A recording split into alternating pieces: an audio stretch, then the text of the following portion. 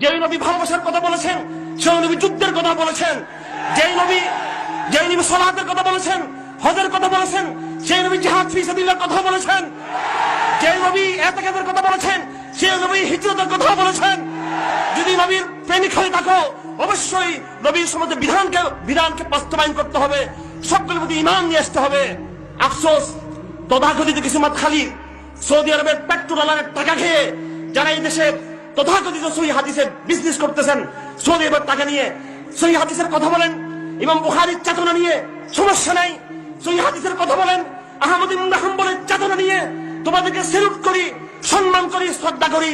যদি তোমরা আহলে হাদিস হও, ইবনে তাইমিয়ার মতো, আহলে হাদিস হও ইবনে কাইয়িমের মতো, আহলে হাদিস হও ইবনে কাসিরের মতো, আহলে হাদিস হও ইবনুল জাওজির মতো, আহলে হাদিস হইও না সৌদি আরবের দালালদের মতো হইও না আহলে হাদিস। আজকে তারা বলতেছে কি যে ভারতের ব্যাপারে কথা বলা যাবে না, অনুমতি নিয়ে করতে হবে।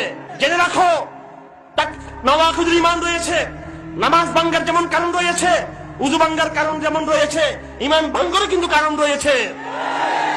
পরিষ্কার সমস্ত আকীদার কিতাব রয়েছে, পরিষ্কার আকীদার সমস্ত কিতাব রয়েছে। ঈমান আনার জন্য, মুমিন হওয়ার জন্য ইসলামের, কোরআনের, হাদিসের সমস্ত কিছু মেনে নিতে হবে। আত-তাসদীক বিমা জা বিহি মুহাম্মাদুন সাল্লাল্লাহু আলাইহি ওয়াসাল্লাম, মা এখানে কালিমাতু মা আম্মাতুন, সমস্ত রাসূল যা কিছু আনেছেন সবকিছু মানলে তুমি ঈমান আনবে। আর কুফর কাকে বলা হয়? কুফর বলা তাকযীবুন বিশাইইন মিম্মা জা বিহি নবী সাল্লাল্লাহু আলাইহি ওয়াসাল্লাম, মহানবী যা আনেছেন তার কোন একটি বিধান যদি তুমি না মানো, তুমি কাফের হয়ে যাবে। তুমি আমার ভাইরা, আমি কেন খোরাসানের নাম নিয়েছি? আমি খোরাসানের নাম নিয়েছি এই জন্য আমার কোনো ভয় নেই এই সমস্ত কথাগুলো বলতে। আমি চট্টগ্রামে আইন শৃঙ্খলার বন্ধুদেরকে বলেছি এবং বাংলাদেশ প্রশাসনের পুলিশের সর্বোচ্চ পর্যায়ে আমরা মেসেজ দিয়েছি, আমরা আপনাদের কথা দিচ্ছি, এই দেশে আমরা কেউ মিলিটেন্ট হয়ে যায় নাই, আমরা কেউ অস্ত্র ধরি নাই, এই দেশে আমরা কেউ হলিয়াতি জীবনের কথা আমরা করি নাই। কিন্তু কথা শুনে রাখবেন, গজদলহীন আপনাদের বিরুদ্ধে নয়, গজদলহীন ওই গুন্ডা মুদির বিরুদ্ধে, গজদলহীন ওই মুদির যারা দূষণ রয়েছে ভারতবর্ষে তাদের বিরুদ্ধে। শুনে রাখো, আমাদের কতগুলো বলতে দিবেন, খোরাসানের ভবিষ্যৎবাণী রাসূল করেছেন, শামের ভবিষ্যৎবাণী রাসূল করেছেন। আমি পরিষ্কার বলে থাকি, যে সমস্ত ভবিষ্যৎবাণী রাসূল করেছেন, আলা আন্নাল ঈমান হিনা তাকাউল ফিতানু বিশাম, আলা আন্নাল ঈমান হিনা তাকাউল ফিতানু বিশাম, আলা ইন্নাল ঈমান হিনা তাকাউল ফিতানু বিশাম।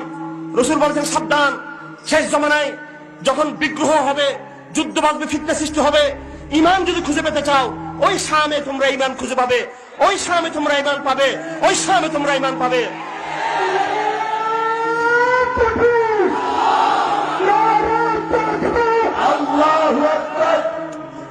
রাসূল বলেছেন মাহদীর বাহিনী বের হবে, ইযা রাআইতুম রায়াতিন সুদ قد اقبلت من خراسان فاتوها ولو حبوا من السجود فإن في خليفة الله المهدي।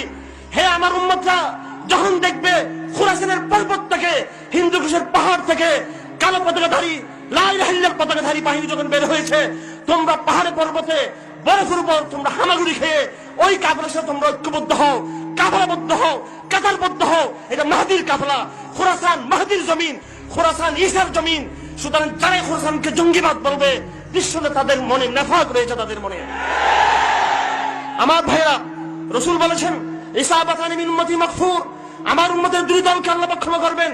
ইসাবাতুন তাকুনু মা ঈসা ইবনে মারইয়াম, একটি দল হবে যারা ঈসা ইবনে মারইয়ামের সাথে যারা যুদ্ধ করবে দাজ্জালের বিরুদ্ধে, আরেকটি দল হবে যারা হিন্দুস্তানের লড়াই করবে।